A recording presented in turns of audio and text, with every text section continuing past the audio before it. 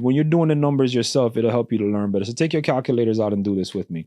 So you have a duplex is $2,000 a side. So let's do it step by step. So $2,000 times 2. So now your gross revenue is $4,000 a month. You know you need to get a new roof within the next 5 years. So then what you want to do is you want to say, okay, if I take 15% of the gross rent every month and I have 2 bank accounts, I have a checking account. This is a business. So open up, keep it away from your personal bank accounts. Do not commingle. You're asking for trouble if you commingle, okay?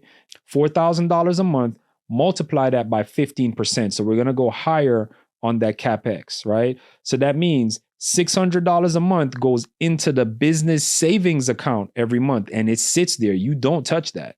That is for future Capex, right?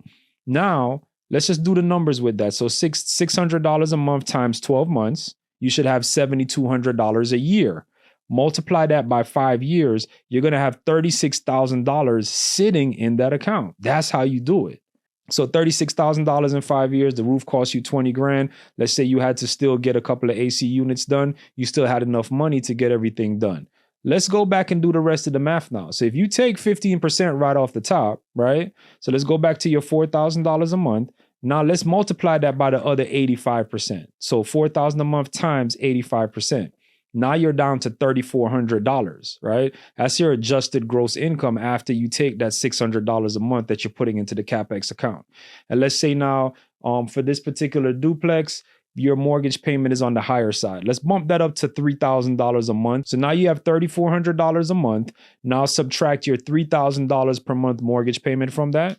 Now you're left with $400 a month net income, all right? This goes into your operating account. That's your checking account. I didn't factor anything in for a property manager. So if you're going to have a property manager and you're going to pay anywhere from 5 to 10% to the property manager, you want to get that in the mix too, right off the top of the gross rent. Let's just move forward with the self-managing scenario here. So you have $400 a month net coming in, right?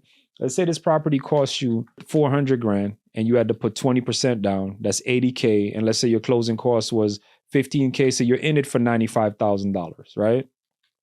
You have $400 a month net. Multiply that by 12 months. That takes you up to $4,800 net per year. And divide that by the $95,000 investment. Okay. So that's cash flowing at a 5% return on investment after your Capex allocation.